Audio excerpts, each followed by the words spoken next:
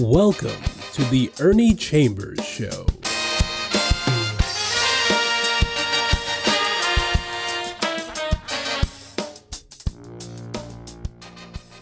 Brothers, sisters, friends, enemies, and neutrals. I explained why I give that introduction. But here's something that we should all keep in mind. A person who may seem to be a good friend today may be the one who will stab you in the back tomorrow or tonight. Somebody you thought was an implacable foe or enemy may be the one who will rescue you when everybody else was turning their back on you. So we should realize that in the same way that sands on the desert shift when the wind blows, people change. The characteristic that applies to everybody, saint, sinner, fool, wise person, is change. What we are this evening, believe it or not, is often different from what we were this morning. I'm not going to get all deep and philosophical, but there seems to be that concept of a cyclical movement in history, that history repeats itself, and it reminds me of a rhyme I wrote a long time ago. The little boy was in school, and they were having a history lesson, and he was not paying attention, so the test was given. And again, he was just kind of doodling and tapping his pencil, and finally the teacher took him aside. She said, "Johnny," every little boy in a joke is named Johnny. "Johnny, we're going in the cloakroom. We have to talk about this." When we were having recitations today, you were not prepared when we came to history. I thought maybe you would take from that the awareness that you needed to study. So now comes the time to take the history, and you're not doing anything. You're not writing anything. "Why is that, Johnny?" He said, "Well, teacher, I heard everybody say that history repeats itself, so I thought I'd just let history tell its own story, because history would get it right." All that comedians do is take something that is very ordinary and dress it up in different clothing. And people know that issue that is the subject of the joke, but they never would have made the joke because they think in a straight line. Comedians go in, out, roundabout, up, down, and hit you when you're not expecting it. I don't mean like Will Smith hit that guy. I'm not even going to call his name because it was so embarrassing and he probably wants to get over it. But that guy shouldn't have laughed or made a joke about Will Smith's wife's lack of hair, which was due to alopecia. Things may be cyclical or go in a cycle when it comes to history. What happened 10 years ago may have happened 50 years prior to that. What I'm going to do is touch on what is happening to the Palestinians. I identify with them. The Palestinians had a country called Palestine, and European Jews running from the Nazis and discrimination in Europe came to Palestine, and to make a long story short, began to drive the Palestinians into less and less land until they took it over. There's a racist poem that's given about the Japanese, and you can apply it to what the Israelis did and are doing to a murderous degree to the Palestinians. How courteous the Japanese. He always says, "Excuse it, please," steps into his neighbor's garden, smiles and say, "I beg your pardon." Then he grins his friendly grin and invites his hungry family in. And then he gives his friendly bow, "So sorry, this my garden now." Naturally, white people fabricated that story. But sometimes when you give it in a proper context, it's not degrading or demeaning, but it makes a point about how some people view others unlike themselves.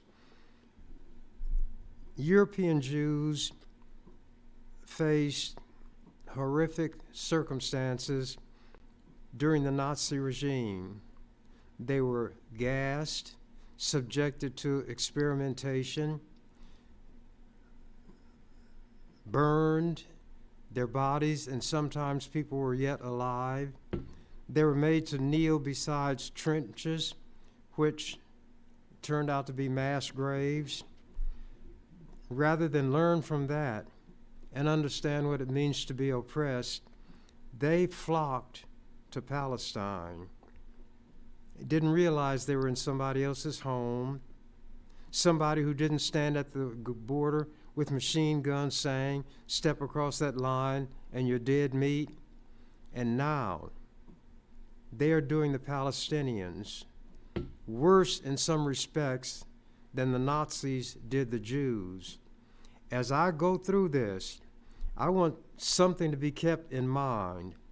The only ones who can be blamed for a wrongful act are the ones who did it.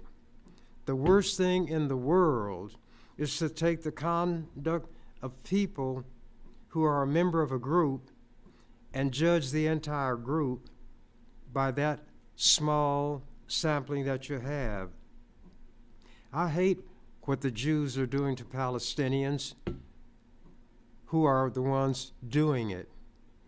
Maybe they'd rather be called Israelites, Israelis, but they are marked by their conduct, and in this case, misconduct. They are brutal, they are vicious, they are cruel. And I'm talking about the ones who are doing these things. I don't care what a Jew in America may feel in terms of sympathizing with Netanyahu, who, by the way, has criminal charges pending over himself. There were demonstrations by hundreds of people, in some cases maybe thousands, because he wanted to undermine the courts and become an absolute dictator in the way that Trump hopes to do. And by the way, Trump is now selling Bibles. I'm not joking. He's selling Trump Bibles for $50. The gospel is for sale. Everything's for sale when it comes to you all's president, those of you who feel that the election was stolen from him. I don't want to be like water and spread all over the surface, but it's difficult for me to focus on one thing when there are so many things going on in the world, in this country, which merit discussion. But I'm going to try to put skid chains on my tongue, corral my unruly spirit, and focus on what I came here to talk about today. What must be kept in mind is that the Jews who are condemned must be the Jews who are doing that for which condemnation is given. We as black people, better probably than any other group, understand, but sometimes it's difficult to act on that when we watch what others are doing, that if Mr. A did something, don't mistreat Ms. B because she's near at hand. The Jews that I blame are the ones who are doing these things or facilitating these things that are being done that I will talk about. You could never get me to say, I hate every Jew. I hate every Italian. I hate every one of any group. Every person is responsible for his or her conduct. The degree of culpability is based on how deeply involved the person we're looking at is. Now, there can be fellow travelers, that's what they call people who are not out-and-out communists, but who had leanings in that direction, and all of them were hated. Suspicion was enough. Keep in mind that not every Jew, and I use that term to embrace all those everywhere in the world who call themselves Jews, even if it's only because they embrace the religion. Not every Israeli is involved in what is being done to the point where personal responsibility should rest on them. But Netanyahu is the one who is the evil person, and he indeed is evil. He is directing his people who carry guns. Remember this, by the way, a digression. Who has the tanks? The Israelis. Who has the armored vehicles? The Israelis. Who have the bombs? The Israelis. Who have the missiles? The Israelis. Who have the airplanes? The Israelis. Who are killing men, women, and babies? Israelis. The ones who do it and those who facilitate their doing it are the ones who bear the responsibility. But when there is a lot of anger, a lot of hostility, people don't make distinctions. Black people and the way we behaved during those terrible decades when we could be lynched on whim, when little black girls in a church on a Sunday morning being taught about a white Jesus could be blown into eternity, when black girls seeking a decent education walked down the hallways of these formerly segregated schools, they were spat upon. They would have stuff poured on them in the lunchroom by white people who were supposed to be the master race. And there were white adults who not only knew this, but joined in it. One of the most telling photographs is of this young black girl. She's clutching her books, and these ugly white people, faces contorted by hatred, screaming at her, the master race. One young black girl and this massive mob of screaming white people. You know the John Waynes, the heroes in mobs, they are unbeatable, one-on-one, and they are mice. We must have been portrayed and considered Superman, because to get one black man, they would always take a mob, always. And that mobbing spirit and instinct governs, by and large, the way black people are treated to this day.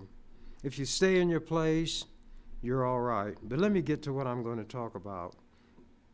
And I'm going to do some reading, and that will help control and corral my unruly spirit.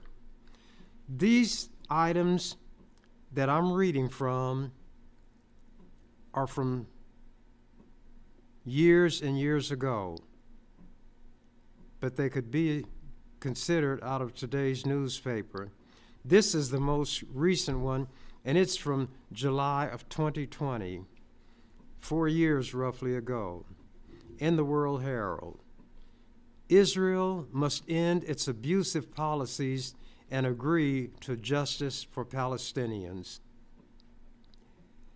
This essay by Douglas Patterson was signed by Patterson and the 16 other members of the Nebraskans for Peace Palestinian Rights Task Force, including leaders from local, academic, and faith communities.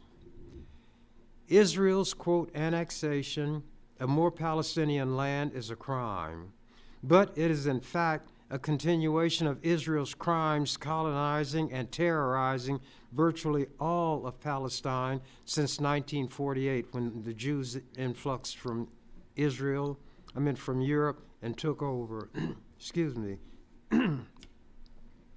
Moreover, it is a continuation of the vast European settler colonialism crimes that started in 1492 with Columbus and continued with Spanish, French, and English invasions of what conquerors would call the Americas. The United States claim of, quote, manifest destiny, unquote, in 1845 over all indigenous land is an odd parallel with the Zionist claims to Palestine a mere 50 years later. Begun at that time by Jewish Zionists in several European countries, the colonization of Christian/Muslim Palestine in 1948 lingers like the last European settler colonial project, genocidal, ethnic cleansing, daily oppression, terrorism, a disaster like all the rest. An entire people has been dispossessed of their land. Debate continues as to whether the very establishment of Israel was itself a crime.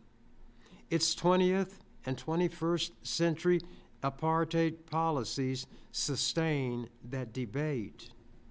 However, with the proposed, quote, annexation, unquote, of a large portion of Palestine into Israel, we see yet another shockingly aggressive land grab by indicted criminal Israel Prime Minister Netanyahu and Imperial Israel. Excuse me. Indeed, the proposed seizure is state terrorism and reinforces the role of Israel as the region's leading terrorist state and serial violator of international law. Over 1,000 lawmakers from 25 European countries have warned Israel that, quote, acquisition of territory by force has no place in 2020 and must have commensurate consequences, unquote. But those consequences have not been forthcoming, and that's thanks to the United States, which is indeed a racist country, founded on racism, nurtured on racism, imbued with racism, racism taken in by babies with their mother's milk.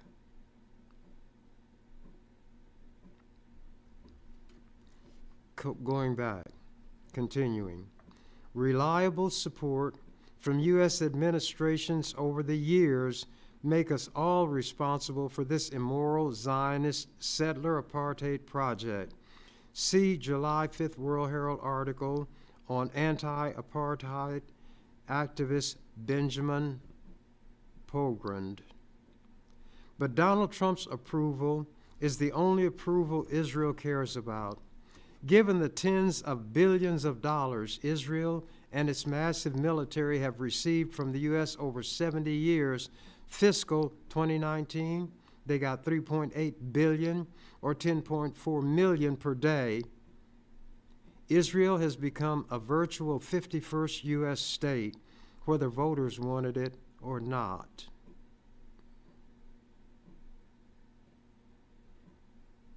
I'm going to skip some of this.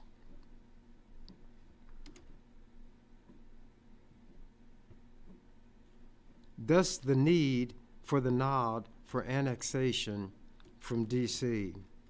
Regardless, the imminent annexation raises many issues of conquest, not the least of which is the status and rights of tens of thousands of Palestinians in the seized land.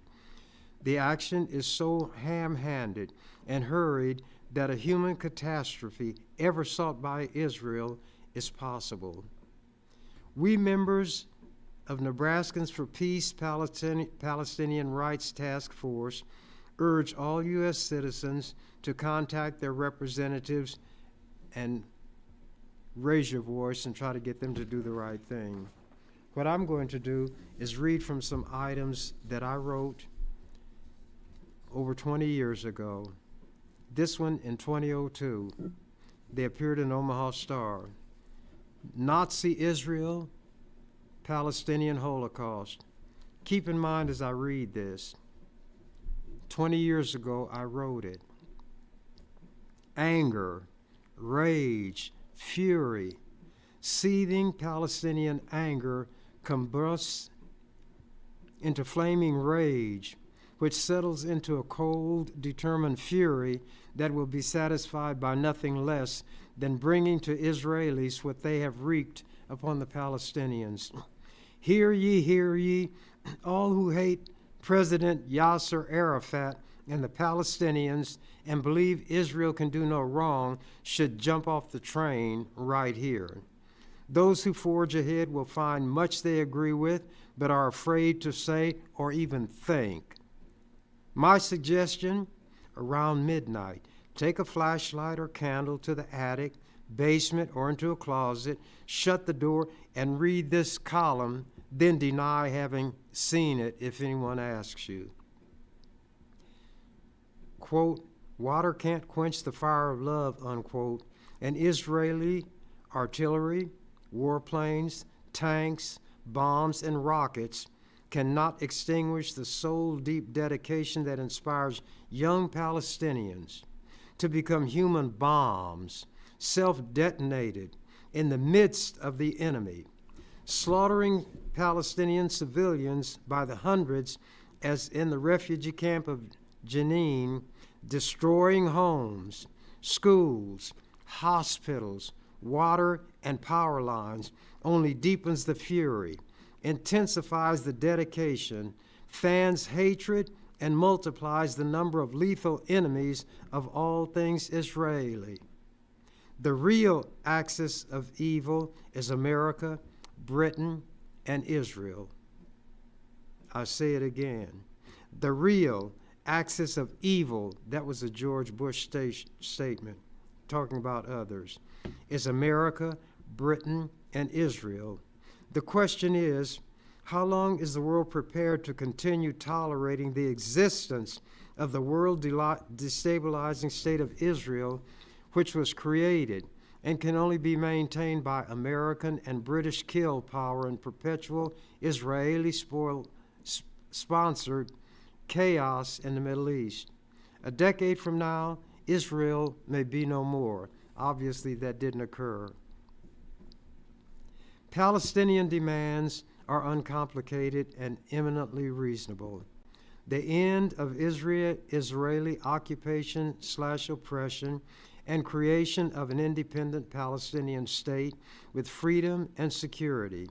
Israeli goals are straightforward and eminently evil: to exterminate the Palestinian people and to draw America and Britain into an all-out war against Middle Eastern nations designated by Israel as its enemies.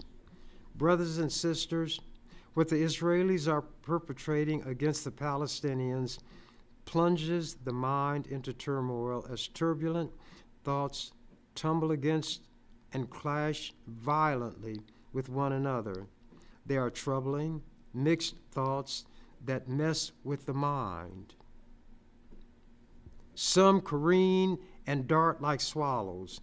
Others drift slowly and ominously like sinister vultures riding the upper currents of the air, surveying the earth far below.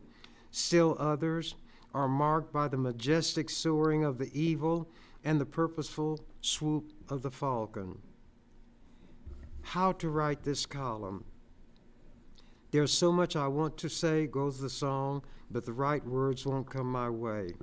Clearly, the Middle East presents a violence-rich situation, drenched and dripping with violence, fomented primarily by Israeli militarism and oppression.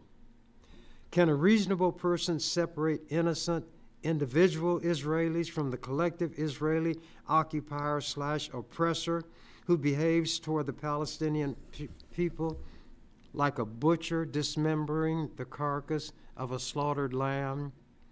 The part that always is sane and rational easily performs the trick, but is a different story for that part lurking in the deeper, shadowed caverns near the bottom of human nature, that sinister part that crouches warily in a darkened corner, teeth bared and muscles bunched, poised to spring.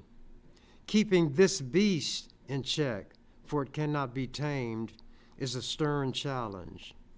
The V word. Racist America, and Nazi Israel have so much in common. During the civil rights struggle in the USA, the word violence was not used to describe racist depredations against black people, whether they involved blowing up little black girls in church on a bright Sunday morning or lynching black men in the dead of a warm southern night. Instead, the V word was reserved for black victims of racist violence who merely demonstrated peaceably against the violence and spoke of the right of self-defense. In Palestine, the unjustified Israel taking of a Palestinian life is not an act of murder. When an innocent Palestinian is killed, it is not a death. Murder of Palestinians is not violence. Stop, children. What's that sound? The eerie sound is the echo of Nazi Germany, and that fearsome apparition is the looming, restless spirit of Adolf Hitler, whose destructive policies came to nothing in his own hands, but are coming to bountiful fruition through the Israelis as they undertake the systematic destruction of the Palestinian people, a wicked, genocidal policy dubbed the final solution when pursued by Hitler and his henchmen against the Jews. I'd rather talk than just read, but I stray and wander too much. Animals of the same species fight over territory in order to have sufficient means to meet their survival needs. Remember, animals of the same species fight only when it's necessary for their survival. Is it possible that Hitler feared/hated Jews so intensely, almost maniacally, because he perhaps saw something that others had missed? Did he think he discerned in Jews the same malignant spirit that drove him to belief that a German God had created superior Aryans and inferior Jews? And is that perverse notion asserting itself in the bloody spectacle of Israeli Jews attempting to isolate and exterminate the inferior Palestinians under the delusion that Jehovah chose them, gave them Palestine, and declared that they should annihilate the Palestinians? Will the Israelis duplicate Hitler's failed madness? In view of having coined the mantra Jews did, never again, after suffering through a Holocaust at the hands of the Nazis, it is remarkable and unsettling that Jews do it again to the Palestinians. The Israeli military is a combination of the Nazi Gestapo, Gehen, Staatspolice, or the secret police known as stormtroopers, and the militarized Waffen-SS, whose Death Heads units operated the concentration camps. Like the Nazi Israelis, both organizations, the SS and the Gestapo, were known and noted for terror tactics and extreme brutality, in the same way that Heinrich Himmler modeled his SS upon the Jesuit tenets of discipline and blind obedience. Jesuits are known as the soldiers of the Pope. Creighton is a Jesuit university. That's where I survived for 4 years and got a history degree and gave the Jesuits fits. But anyway, let me continue. Himmler modeled his SS upon the Jesuit tenets of discipline and blind obedience. The Israeli military is modeled after Nazi paradigms. In the refugee camp of Jenin, which has become a Nazi-Israeli death camp, the Israeli SS is slaughtering, mutilating, and incinerating scores of Palestinian civilians. How many of you all remember or even knew about this refugee camp where the Nazi Israelis were slaughtering Palestinians? They stop ambulances doctors, aid workers. Isn't that what these Jews are doing now? Right now, as I'm speaking to you. Rescuers with the International Red Cross and the Red Crescent have been fired on and some killed by the Israeli SS. In the past 15 days, as of April 13th that year, when this column was written, there have been 112 attacks upon ambulances and rescue workers who have been forced to watch helplessly as Palestinians bleed to death because the Israeli SS prevent them from rendering aid. Apache helicopters provided by the USA have launched attacks on the refugee camp, killing untold numbers of civilians, including pregnant women and children. Mangled and dismembered bodies are scattered about and piling up, creating horrendous health hazards in addition to agony and grief. If you watch the news, you see how the Israelis raided Gaza, which was Palestinian land, and drove them farther and farther south. More and more people, over 1 million, are in a relatively small area called Rafah. And that's where Benjamin Netanyahu said he's going to launch a ground attack. Against whom? Who's there? Civilians, men, women, and babies. These Jews, God's chosen people, supposedly, the ones who want sympathy because of what they claim happened to them at the hands of the Nazis, and they're doing to Palestinians worse things than the Nazis did to them. And this country is backing it up. Biden, chicken liver that he is afraid to do anything. But finally, America did not block a vote by the UN Security Council unanimously calling for a ceasefire by Israel. But Netanyahu said that doesn't mean anything to him. And he'll give Biden the back of the hand. But without American support, money, weaponry, Israel couldn't exist. And we as black people have to watch this and relive through what's happening to the Palestinians, what happened to our forefathers, foremothers, men, women, children. And the crowning humiliation is to be stripped naked and made to be in public that way, and that's what the Jews are doing. They are doing things that Nazis didn't do to them. People need to have painted with broad strokes what is happening to the Palestinians in 2024, right under everybody's nose. And Americans sit back and watch. The exterminators shall pay.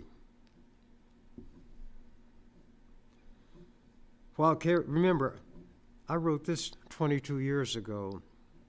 While carrying out the systematic slaughter of hundreds of Palestinians, the bulldozing of entire towns and villages, and the barring of assistance to the injured and dying. How about when the Palestinians are trying to get this food that's being dropped? And the Israelis attack them, saying that Hamas has people among them trying to get this. What does a Hamas member look like? Does it look like somebody whose body is in the shape of an H for Hamas? Do they wear uniforms? Do they wear badges? All Israel has to do is say Hamas. They went into the only operational hospital, the largest one, and arrested 800 people. 800 people in the hospital, and said they were members of Hamas. And Americans swallow it because they want to believe that Israel has a just cause for behaving in such an inhumane manner. But keep this in mind even as I talk. The Israelis who are responsible for this are the ones who are doing it. If you have or had a Jewish friend, why should that friendship be broken because of what somebody else has done? Unless that person does it or shows an affinity for it. That person was your friend yesterday. That person should be your friend today. Should synagogues be attacked? One of these days, if I remember, maybe I read it already. There was an attack on a synagogue in Lincoln, and I stood on the floor and talked about the difference between attacking a building and attacking people. But when it's a building that symbolizes what people are, even though it's half destroyed, mortar can be repaired or replaced, window glass can be replaced. But when you attack something that is very dear to people, you are then attacking the human spirit, which cannot be so easily healed and replaced. And then I talked about racism, discrimination, and how wrong those things are. And when this synagogue was attacked, it was more than just brick and mortar and glass. And a column was written about the fact that I had talked about racism and so forth many times in the legislature, but this time it was different. Knots of senators who were talking all became silent. They all looked at Senator Chambers, and nobody uttered a word or made a sound. He had often spoken of discrimination, racial hatred, and so forth, but this time it was different. Now, if I hated all Jews, why should not I have exulted when a symbol of what means something to the Jews was attacked in this fashion? I can distinguish between a perpetrator and somebody who happens to look like the perpetrator but didn't do the perpetration. Make a distinction. We who are calling for justice must ourselves be just, and it's extremely difficult. When I was in that legislature, I saw every day how cruel, how selfish white people could be by the bills they would pass that would, as I say, support Daddy Warbucks and hurt little Orphan Annie.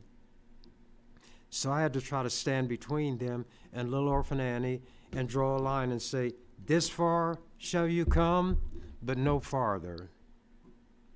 And I did it for 46 years. And I have the documentation to prove it. We don't overcome the hatred by returning hatred for hatred. We can repel that hateful person, but it should be directed at that one who is doing it and the ones who support, but not others who happen to bear the same last name, the same general appearance, or whatever you call a racial characteristic. And it's difficult to be 1 out of 49, trying to tell the master race, so-called, how the master race should behave and comport itself. That my constituency consisted of the 3 L's, the least, the last, and the lost. Naturally, little children. Continuing. While carrying out the systematic slaughter of hundreds of Palestinians, the bulldozing of entire towns and villages, the barring of assistance to the injured and dying, the Israelis scream bloody murder when a few Israelis pay the supreme price. Ultimately, the oppressive Jews will pay as they always have throughout history. Every puppy has its day, as the Nazis learned when the time came for them to pay. History is inexorable, and cannot be escaped. A new generation of embittered Palestinians is being raised up and cultivated by hatred of the Israeli butchers and nurtured on the determination to utterly destroy the state of Israel, root and branch, for its murderous oppression and to smite Israelis hip and thigh. So when these racists in America say that there are people who want to destroy the state of Israel and think it shouldn't exist, they have reason.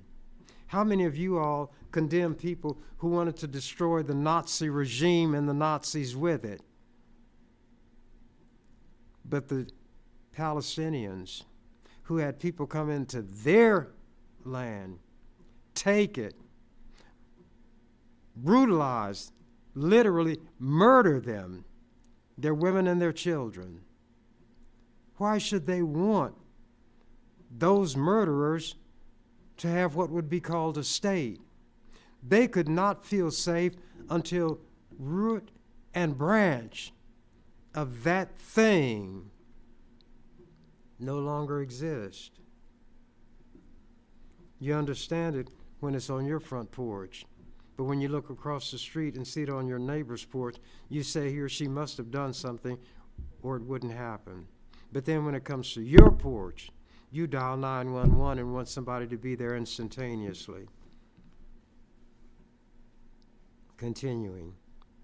When the day of reckoning comes, Israelis will ask brainlessly, as did the Americans after September 11th, why do they hate us?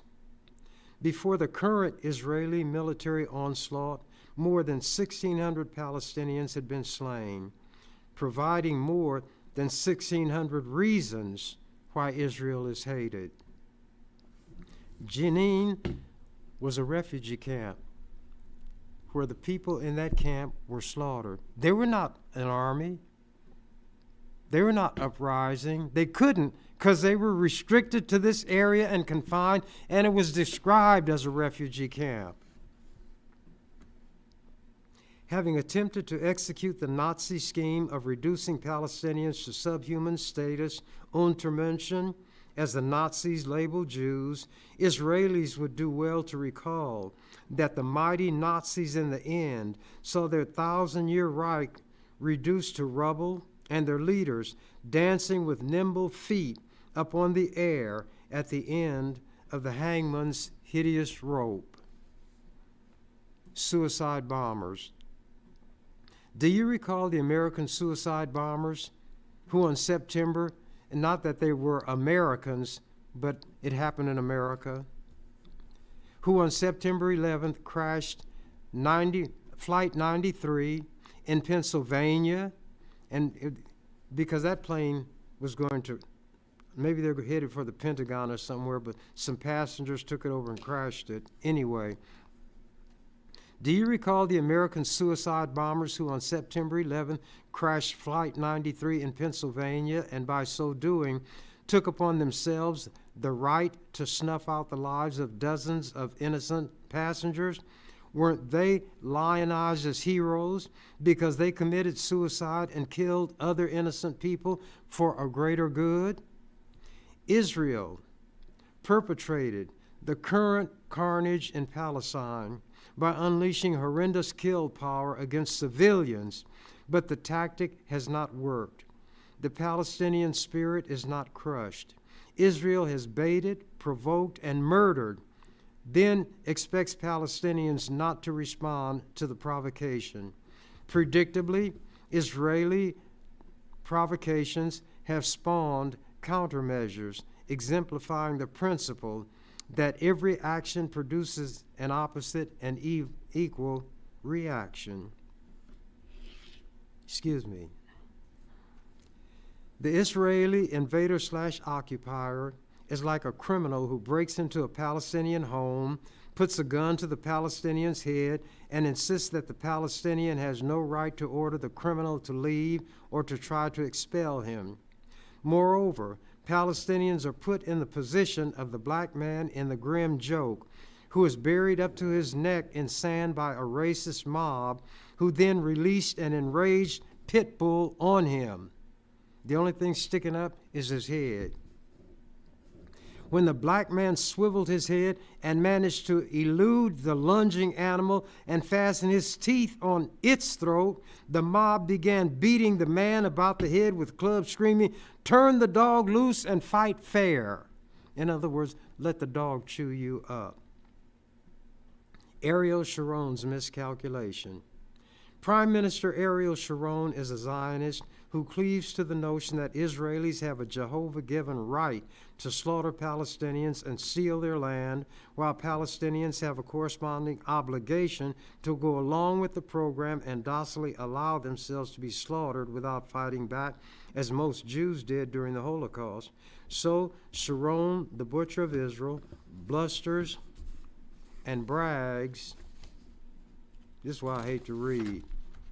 Brags to Israelis from his safe hideout, like Bush on and after September 11th, quote, "I will protect you from the Palestinians," unquote. "Oh, really?" respond the Palestinians, accepting the challenge. "We will reach out and touch you in the heart of your stronghold, Jerusalem." Boom. Palestinians deliver. Sharon cannot. Sharon's unremitting violence and provocations are deemed okay. Palestinian response is not. That is known as the double standard. I'm going to read some more of this as time goes on, but it's difficult for me to take the whole time reading it, and maybe nobody wants to hear it. But there are things that all of us hear that we don't want to, even when they might be for our own good. Somebody could tell me I've got cancer and this and that has to be done about it. My plugging up my ears is not going to change anything. I need to listen, find out what can be done to rectify the situation, and cooperate. That's what an intelligent person will do. And if self-preservation is the first rule of nature, then to preserve self, it's best to listen to those who have the knowledge and the wherewithal to help with that preservation. There's a limit to what one person can do, but even that one person, and that could be you, has no knowledge in advance what that limit is. People find out that in certain circumstances, they, without even thinking consciously in the sense of logically reasoning and saying, I do 1, 2, 3, 4, 5, and I get to 6, they do what needs to be done, and there is a beneficial result. People have to learn how to be human. The definition that some people give of human is rational animal. To be rational means to be able to think, able to reason, able to make moral judgments, able to determine what personal responsibility and obligation are, and then be able to act in accord with what we know to be the right thing. Time and tide, as they say, wait for no man. My time is running out for this presentation. Some will be glad.